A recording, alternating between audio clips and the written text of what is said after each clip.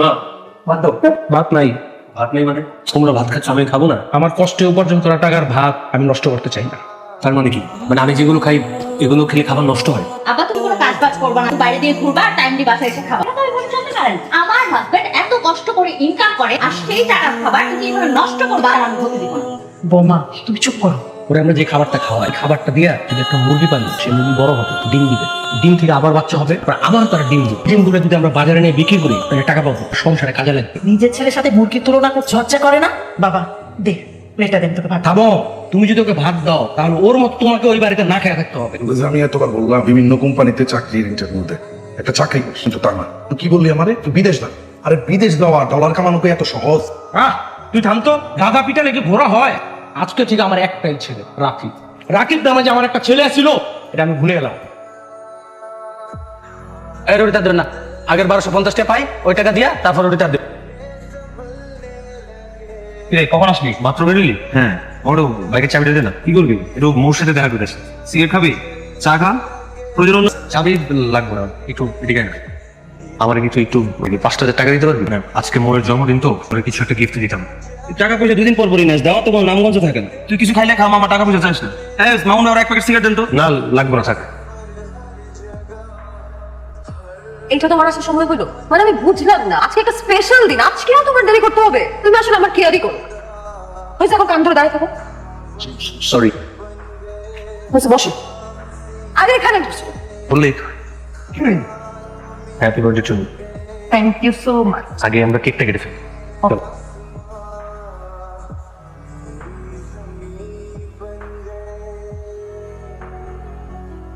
আমি বয়ফ্রেন্ড হিসেবে ব্যর্থ। তোমার স্পেশাল দিনেও তোমাকে স্পেশাল করে কিছু দিতে পারলাম না। কি হয়েছে তোমার? এভাবে কথা বলতেছো কেন? শোনো, এই পৃথিবীতে তুমি থাকলে আমার আর কিচ্ছু দরকার নেই। আর যত যাই হোক না কেন, আমি তো সবসময় তোমার সাথে আছি। তোমার সুখে দুঃখে সবসময় আমি তোমার পাশেই থাকবো। শুধু তুমিই আমাকে বোঝো, আমি এটাও মানি আমার জীবনে যদি আর কেউ নাও থাকে, শুধু তুমি আমার পাশে থাকলেই হবে, আমার আর কিচ্ছু লাগবে না। বাবা, ও বাবা, এই নে, খিদে পেয়েছে না? খেয়ে নে বাবা। না, আমি খাবার খেলে তো তোমাদের খাবার ওয়েস্ট হয়, নষ্ট হয়। আমি তো বেকার, আমার তো এমনিতে খাওয়ার অধিকার নেই। বাবা তো বাবার উপর রাখতে পেলেন। মা, আমি কি কম চেষ্টা করি? আমার কিচ্ছু কারণ আমার একটা চাকরি হোক, আমি তোমাদের সবার সাথে মিলেমিশে একসাথে আনন্দ করি। তাই বলে তোমরা সবাই আমাকে... আমি জানি তুই চেষ্টা করিস। আমি মা না, আমি তোর সব কথা জানি। কথা আছে না, একবার না পারিলে দেখো শতবার। তুই চেষ্টা চালিয়ে যা, দেখিস একদিন তুই বড় কিছু করতে পারবি। তখন দেখবি সবাই তোকে মাথায় করে নাচতেছে। এগুলো রাখ, কাজে দিবে। কি করছো মা? তুমি এগুলো কেন দিচ্ছ? আমার খাবার এগুলো লাগবে না। আরে বিক্রি করবি, বিক্রি করে যে টাকাগুলো পাবি সেগুলো তোর কোনো না কোনো কাজে লেগে যাবে। কিন্তু তোমার দোয়া আমার তার চেয়ে আরো বেশি কাজে দেবে।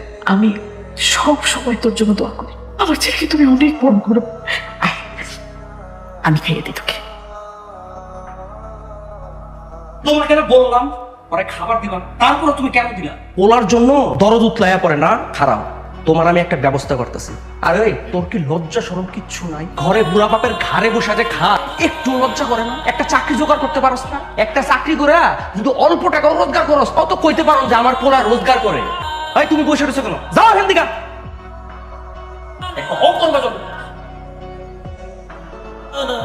এই কি হয়েছে? এত আর্জেন্ট ডাকলা যে? আমি তোমাকে চাকরি হয়ে গেছে দেখছো? আমি তোমাকে বলছিলাম না যে তোমাকে দিয়েই হবে, খালি ধৈর্য ধরো। কিছুই হয়নি।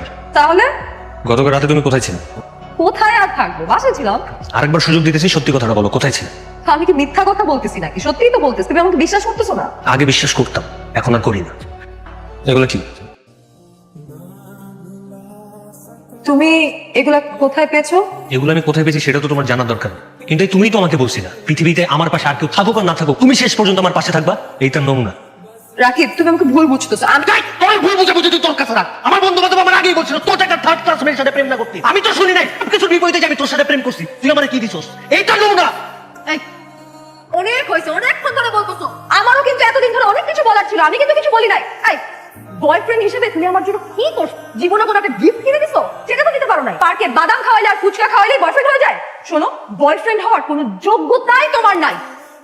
আজকে থেকে তোমার সাথে আমার ব্রেকআপ। তুমি আমাকে আর কোনোদিনও নিজের গার্লফ্রেন্ড হিসেবে দাবি করতে আসো না। আরে আমি তোর কি গার্লফ্রেন্ড হিসেবে তোমার এই চেহারাটা কখনো আমি আমার চোখের সামনে দেখতে চাই না। শোনো, সময় আমারও আসবে, আর সেই দিন আমি তোমার চাইতে 1000 গুণ ভালো একটা মেয়ের সাথে প্রেম করে আমি তোমার দেখাই দেব। তোমার মতো ফকিন্নির সাথে কোনো ফকিন্নি প্রেম করবে, ভালো মেয়ে প্রেম করবে না, বুঝো না?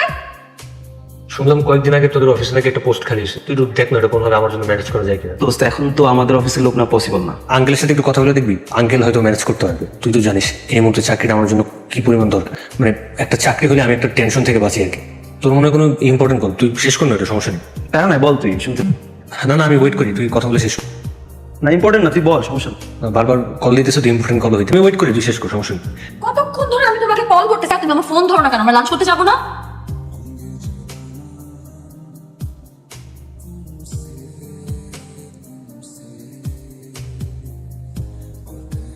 কোথায় যাচ্ছিস? কোথায় আর যাবে আব্বা? এই নিয়ে 10 বার তো বাসা থেকে বের হইলো। ওই যে কথা আছে না, মোল্লার দর মসজিদ পর্যন্ত ঘুরে ফিরে আবার এই বাসায় ফেরত আসতে হবে। বাইরে তো থাকার কোনো জায়গা নেই। এবার এসে কোনো লাভ নাই কিন্তু। রাকিব, বাবা তুই কোথায় যাচ্ছিস? তোমরা সবাই ভালো থেকো, আমি এই বাড়ি ছেড়ে চলে যাচ্ছি।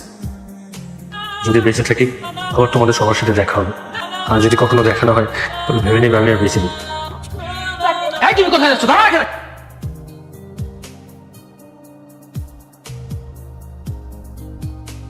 এক্সকিউজ মি, এই কে আপনি? কাকে চান? আম্মা, আম্মা। রাকিব, রাকিব, কোথায় ছিলে তুই এতদিন?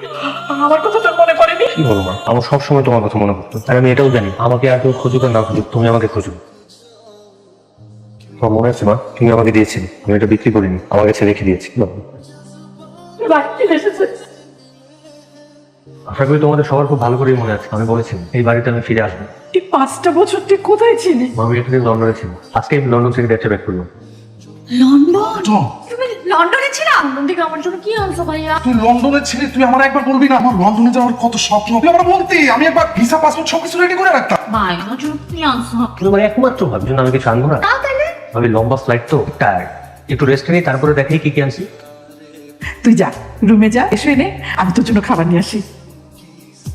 তোর বয়ফ্রেন্ড কি আদৌ আসবে? সে কখন থেকে বসে আছে, নাকি এমনি এমনি বসে রাখছে? আসলে এতদিন লন্ডনে ছিল, দেশে আসছে তো সেজন্য হয়তো লেট হচ্ছে। লন্ডন থেকে আসছে ভালো কথা, ভালো কোনো একটা রেস্টুরেন্টে নিয়ে বস। এই প্রেম বাগানে কেন নিয়ে আসছে? আপু এই জায়গাটা ওর খুব পছন্দের জায়গা। চলে আস, বাড়িতে ওয়েট করি। আচ্ছা দাঁড়া,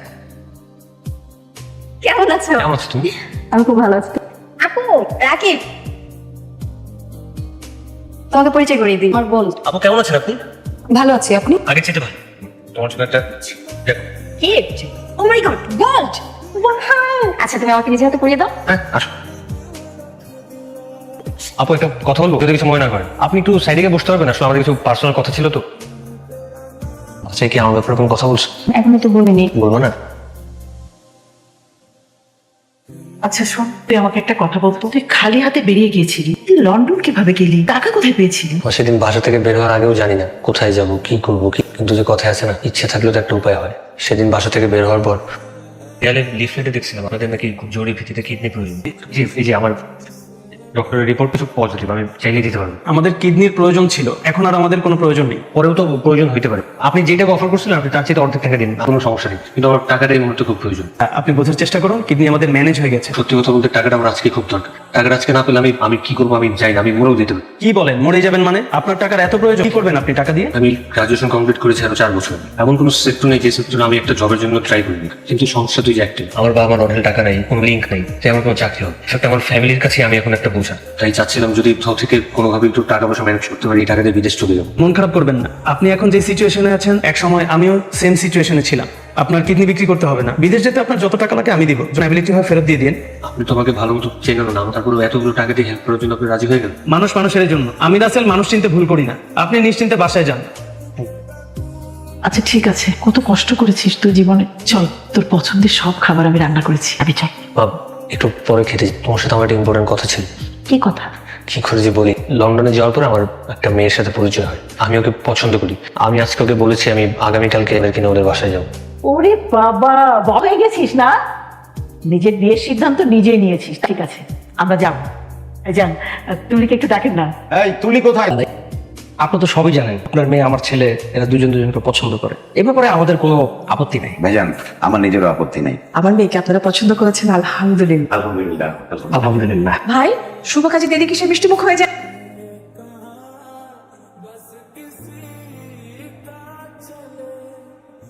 সহ্য করতে কষ্ট হয়, একটা কথা বলি, আমি এমনিতেই অনেক ভালো আছি, আমি নতুন করে আর কোনো কিছু দেখতে চাই, অন্তত তোমার এই মায়া কান্ডা। আমি মায়া কান্না কাঁদতেছি? তো তাই করছো। তুমি কি ভাবতেছো তোমার এই মায়ের কেন দেখে আমি ইমোশনাল হয়ে যাবো? বলবো যা কিছু হয়ে গেছে আমরা সবকিছু ভুলে যাই, চলো নতুন করে শুরু করবো। যদি এটা ভেবে থাকো তাহলে ভুলবো। ভুল বুঝতেছো তুমি আমাকে? 5 বছর পরে এসে বলতেছো আমি তোমাকে ভুল বুঝতেছি। আসলে বড় সময় তো সামান্যতম লজ্জাটা থাকা দরকার ছিল। আমার একটা কথা রাখবা, তোমার আর আমার মধ্যে যে একটা সম্পর্ক ছিল এটা প্লিজ তুলিকে কখনো বললো না। ও জানতে পারলে অনেক কষ্ট পাবে। আর তুলি তোমাকে অনেক ভালোবাসে। তুমি তোমার আর আমার কথা জানবে কি করে? এখানে আমি তোমার আর আমার সম্পর্কের কথা ভুলে গেছি। আরেকটা কথা, পারলে আমাকে মাফ করে দিও। মানুষ তো অন্য একটা মানুষের মন নিয়ে খেলে, ভালোবাসা নিয়ে খেলে, আবেগ নিয়ে খেলে, তাকে আমি কখনো মাফ করতে পারবো না। হ্যাঁ হ্যালো, কি ব্যাপার? আমি তোমাকে সেই কখন থেকে ফোন দিচ্ছি, তুমি আমার ফোন পিক করতেছো না। আসলে রুমে ছিলাম তো, আপুর সাথে বসেছিলাম। আপুকে তো সময় দেওয়ার কি আছে? আপুর একটু মন খারাপ। ও তোমাকে তো বলাই হয়নি, কি? আপুর 4 বছর আগে বিয়ে হয়েছিল। যার সাথে বিয়ে হয়েছিল সেই মানুষটা একেবারেই ছিল। আপুর সংসারটা হয় না, তারপরে ওরা সেপারেশন নিয়ে নেয়। ওসব ব্যাপারে আপুর মন খারাপ, আপু কান্না করছিল। আচ্ছা ঠিক আছে, তুমি তোমার আপুকে সময় দাও, আমি তোমাকে পরে ফোন দিচ্ছি।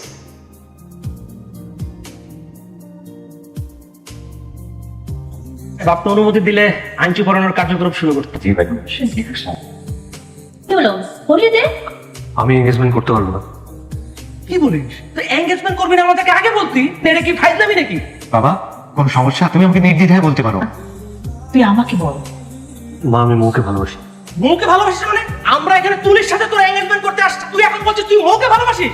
আমি যখন একটা ডিভোর্সি মেয়ে, আমি আমার ভাইয়ের প্রেম ভালোবাসা তো কোনো ডিভোর্সি মেয়ের সাথে মাইনা নিব না। আমার এক কথা, তুলির সাথে তোর বিয়ে হবে, তাহলে কারোর সাথে হবে না। সবাই একটু চুপ করেন, আমাকে একটু বলতে দেন। আপনাদের মুখে যা আসতেছে আপনারা তাই বলতেছে। একটা বারো চিন্তা করছেন আমি এখানে দাঁড়ানো আছে আমার কেমন লাগতেছে কথা শুনতে? আর এই যে রাকিব, আমি কি আপনাকে একটা বারের জন্য বলেছি যে আমি আপনাকে বিয়ে করব? আপনি এখানে আসছেন আমার ছোট বোনের সাথে এঙ্গেজমেন্ট করতে। আপনি আমার ছোট বোনকে বিয়ে করবেন? আপনি কিভাবে ভাবলেন যে আমি ছোট বোনকে কষ্ট দিয়ে আপনাকে বিয়ে করবো? আপু আমি কষ্ট পাচ্ছি না, আমি জানি তোরা রাকিব ভাইয়ের মধ্যে কি সম্পর্ক ছিল। রাকিব ভাই আমাকে সব বলেছে। তোমার সাথে একটু ইম্পর্টেন্ট কথা ছিল। কি কথা বলো? তোমার বোন মৌ, আমরা একজন একজনকে ভালোবাসতাম। তুমি আমাকে এই কথাগুলো আগে বলো। আগে বলিনি কারণ আমাদের এই সম্পর্কটা আমরা বেশি দিন টিকিয়ে রাখতে পারিনি। মৌর সাথে আমার খুব বাজেভাবে একটা ঝগড়া হয়, আর সেই দিনে আমরা একজন একজনের কাছ থেকে সরে আসার সিদ্ধান্ত নিই। তারপরে আমি বিদেশ চলে যাই। আসলে আমি সবকিছু নতুন করে শুরু করতে চেয়েছিলাম, কিন্তু তুমি যখন আমাকে বললে ও এমনিতেই একটা কষ্টে আছে, তারপর থেকেই না কেন যেন মনে হলো আমি পুরনো কোনো একটা কিছু ওর অনুভব করতে পারছি। আমি আসলে সবসময় আমার নিজের জেদের সাথে যুদ্ধ করেছি। আমার ভালোবাসাকে আমি কখনোই ভুলতে পারিনি। আমি মনে হয় মৌকে আগের মতোই ভালোবাসি। যদি পারো প্লিজ আমাকে ক্ষমা করে দিও। তোমাকে ক্ষমা চাইতে হবে না, আর তো কোনো দোষ নেই। তুমি বলে ভালোই করেছো, নাহলে আমার বোনের জীবনটা একদম শেষ হয়ে যেত। তারপরে আমরা এই প্ল্যানিংটা করেছি। আমি আগের মতোই ভালোবাসি। ওরে সাল বিয়ে করলে তুলিতে করবি, আর যদি তুলিতে বিয়ে তুই না করস তাহলে অন্য পরিবারে যায় অন্য কোনো মেয়ের সাথে তোর আমি বিয়ে দিবি। কোনোভাবে বিয়ের সাথে আমি বিয়ে মানে নিব না। ডিভোর্স কাদের হয়? সে যদি কোনো ভালো মেয়ে হইতো তার ডিভোর্স হইতো? সে নিশ্চয়ই একটা খারাপ মেয়ে, এই কারণে তো তার ডিভোর্স হয়েছে। থামো না বাবা, তুমি অনেকক্ষণ ধরে অনেক কথা বলতেছো। একটা ডিভোর্সি পরিবারে তোর সমস্যার সম্মুখীন হতে হয় বাবা, এটা তুমি বুঝবে না। কষ্ট শুনে আমরা বুঝি বাবা, বিয়েটা মেনে নাও না। ওদের 4 হাত এক করে দেওয়ার সুযোগটা করে দাও না বাবা। আপা প্লিজ ওর কথায় কিছু মনে করবেন না। আমার ছেলে অনেক কষ্ট করে সফল হয়েছে, এটা ওর জীবন। ও যদি সুখে থাকে তাহলে তো আমরা সুখে থাকবো। একটা জীবন ওর, সিদ্ধান্তটাই বড়। আপনারা বিয়ের ব্যবস্থা করেন, আমরা বউকেই আমরা ছেলে বউ করবো। সেটাই তো, আমরা তো এই জন্যই প্ল্যানটা করেছিলাম, তাই না দিলাম ভাই? আপু এদিকে কষ্ট পাইনি আমি, এটা খুব করিয়ে দে, এবার করিয়ে দে।